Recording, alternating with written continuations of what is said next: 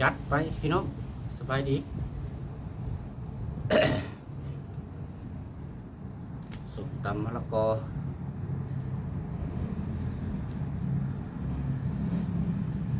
เป็นเอง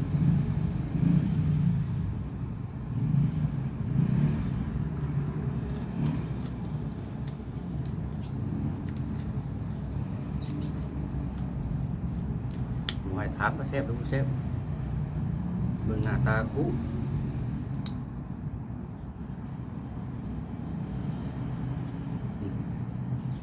ตัวเลย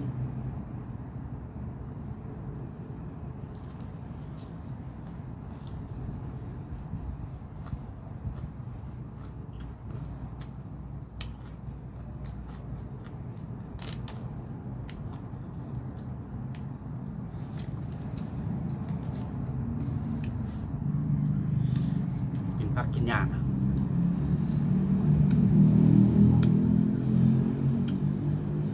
เนื้อเลยโจ๊ะเนื้อพี่น้องช่วง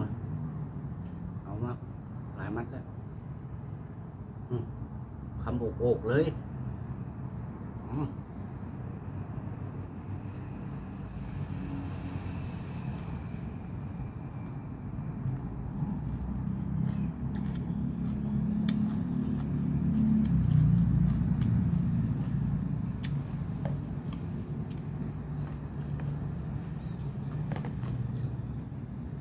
ไก่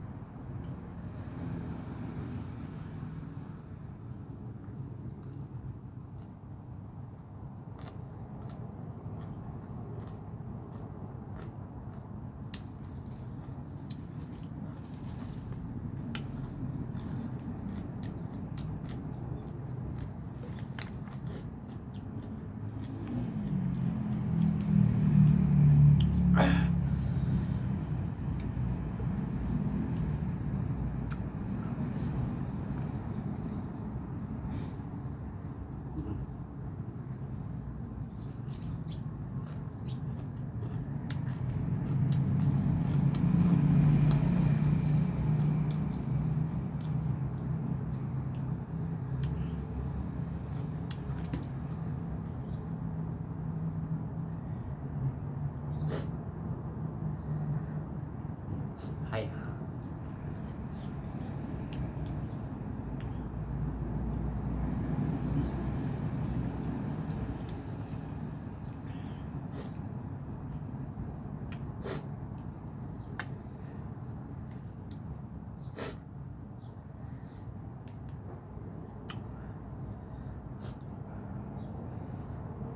ยุ่มยุ่มบวกเลย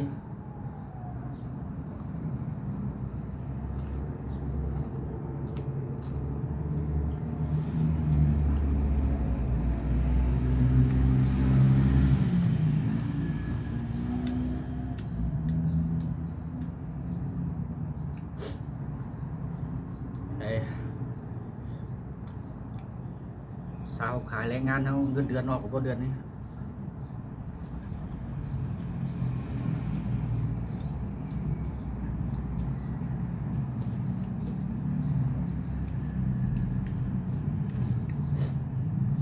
ทางนี้จะของวันนี้คนละสิ้นเดือนจังเดือนกันยาเนี่ยพี่น้อง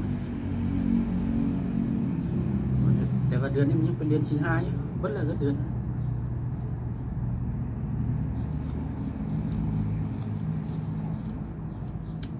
ไว้ ริษัทเฮ็ดงาน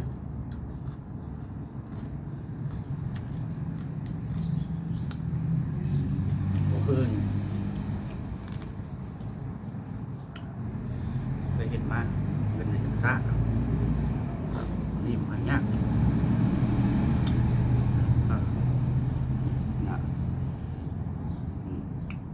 มาแม่เจ้า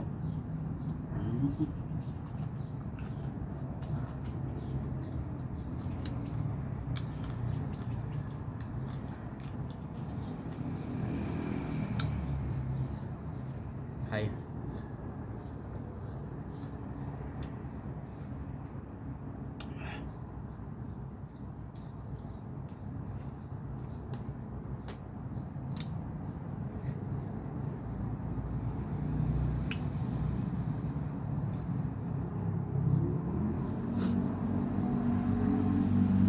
แต่ก่อนได้ตำตลอด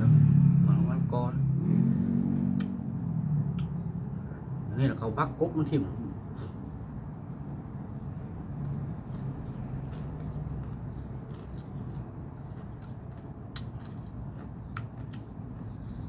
เรื่องบริตำอันนี้ก็ได้มาจากบ้านเจ้านาย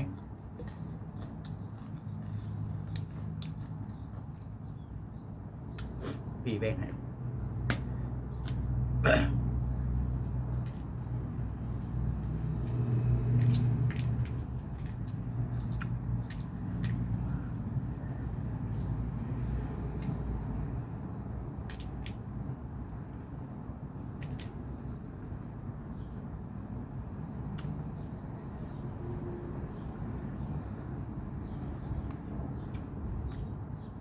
แก้เผ็ด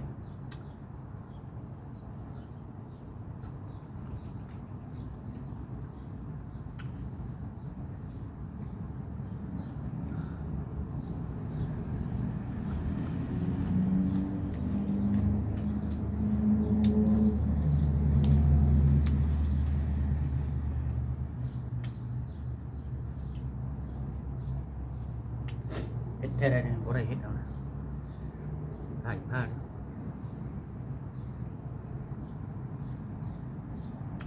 รสโจยเลย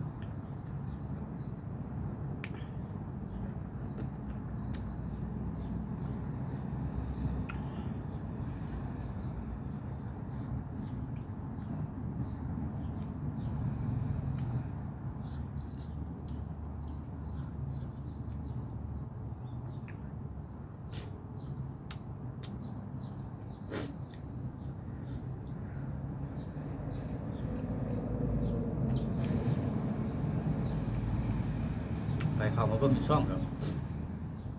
เรือนเบิ่งมีเรื่องเก่ามีหลาย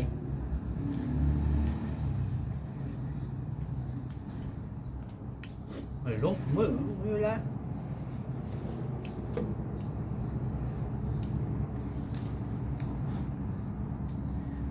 ท่านเมื่อยมือบริเฮ็ดคลิป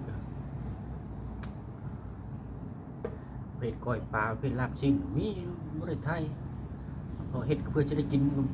บริง่ายนะ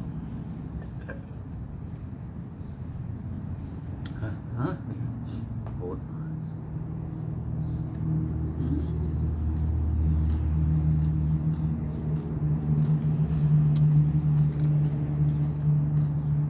กบแตกจอกในปากแล้วพี่น้อง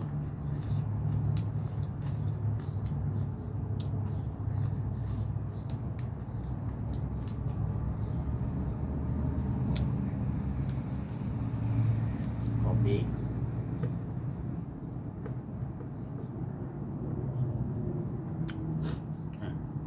เอาทำไร